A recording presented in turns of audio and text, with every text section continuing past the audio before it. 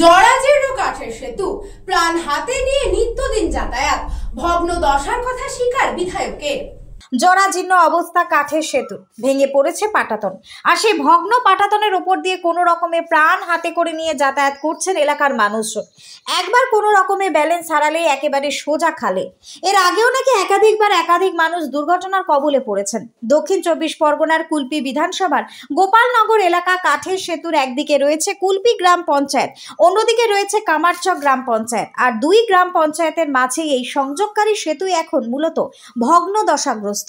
মূলত এই কাঠের পোলের উপর দিয়ে দুটি পঞ্চায়েতের মশামারি, গোপালনগর, মল্লিকপাড়া, মণ্ডলপাড়া, ঘোষপাড়া সহ 5 থেকে 6টি গ্রামের মানুষ যাতায়াত করে। এই বেহাল কাঠের ফলে বা এই বেহাল কাঠের সেতুর ফলের কারণে গাড়ি চলাচল একেবারে বন্ধ হয়ে পড়েছে। ফলে অসুবিধার সম্মুখীন হতে হচ্ছে কয়েক হাজার মানুষকে। এইভাবেই প্রাণ হাতে করে নিয়ে স্কুল কলেজের ছাত্রছাত্রী থেকে শুরু করে সাধারণ মানুষজন যাতায়াত করে থাকেন। অন্যদিকে কোনো মানুষ অসুস্থ হয়ে পড়লে 5 থেকে 6 কিলোমিটার পথ ঘুরে তাকে চিকিৎসা কেন্দ্রে পৌঁছতে হচ্ছে। একাধিকবার স্থানীয় পঞ্চায়েত থেকে শুরু করে দিদিকে বলো, এডুকেশন প্রত্যেকটি দপ্তরকে জানানো হলেও কোনো সুরাহা হয়নি। ভোটের সময় আসলে প্রতিশ্রুতি পাওয়া যায়, কোনো রকমে মেরামত হয়, কিছুদিন না যেতে যেতেই আবারও ভাঙা এবং জীর্ণ হয়ে পড়ে এই কাঠের সেতু।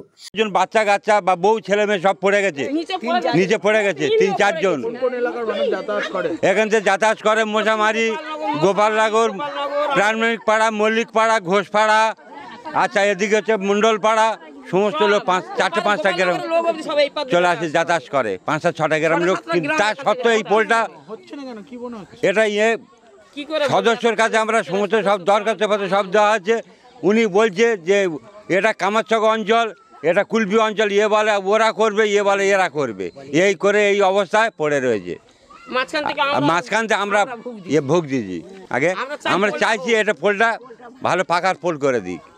এরকম খারাপ হয়ে আছে কতদিন, এটা 6 বছর ভরে এরকম হয়ে আছে, 1.5-2 বছর এরকম হয়ে আছে। আমরা তো যেতে পারছি না, এই অত দূর দিয়ে ঘুরে ঘুরে হাটে বাজারে যেখানে যাই ঘুরে ঘুরে যেতে হয়।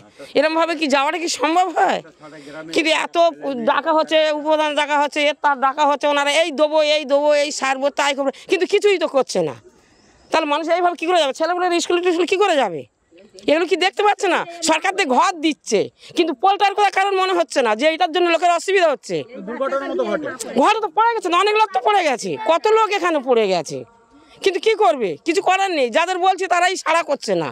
তবে বিষয়টি স্বীকার করে নিয়েছেন বিধায়ক। তিনি জানান সেতুটি সত্যি বেহাল বা যে কোনো মুহূর্তে ভেঙে পড়তে পারে। বিষয়টি নিয়ে এডুকেশনকে বারে জানানো হয়েছে, কিন্তু এখনো কেন পদক্ষেপ নিচ্ছে না জানি না। খারাপ অবস্থা এটা হচ্ছে গোপালনগর প্রামাণিক পাড়া। এটা এই ব্রিজটার অবস্থা অত্যন্ত খারাপ। তো আমি তো 3-4 বার SDO ডায়মন্ড হারবার ইরিগেশন একে বলেছি, তো বলার পরে ওরা তো মাপজোক করে গেছে, করে দিচ্ছিও বলেছে, কিন্তু করছে না।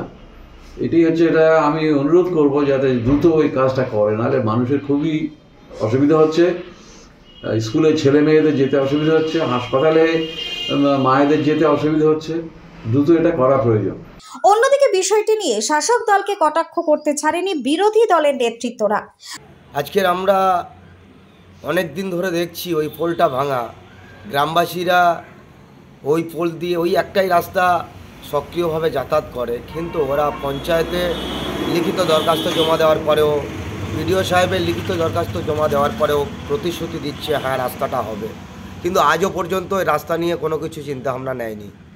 যেমনভাবে ওই যে একটা যদি কোনো বাচ্চার দুর্ঘটনা হয়, ওখানে ওই রাস্তা দিয়ে প্রচুর বাচ্চারা যাতায়াত করে, স্কুল থেকে শুরু করে বা কোনো আজকের হসপিটালে যাওয়া থেকে শুরু করে কোনোভাবেই ওই রাস্তা ছাড়া কোনো রাস্তা নেই। আর দ্বিতীয় একটা প্রকল্প রাস্তা আছে যেটা, সেই রাস্তাটা প্রায় অন্তত কম করে 8 ঘন্টা ঘুরে আসতে হয়, কিন্তু এই শাসক দল এটাকে নিয়ে ভাবছে না যে সাধারণ ছোট ছোট বাচ্চারা কিভাবে যাতায়াত করবে বা কিভাবে চলবে, সেটুকু দিক ধারণ করছে না। দক্ষিণ 24 পরগনা থেকে বাবলু প্রামাণিকের রিপোর্ট, নিউজ বঙ্গ টাইম।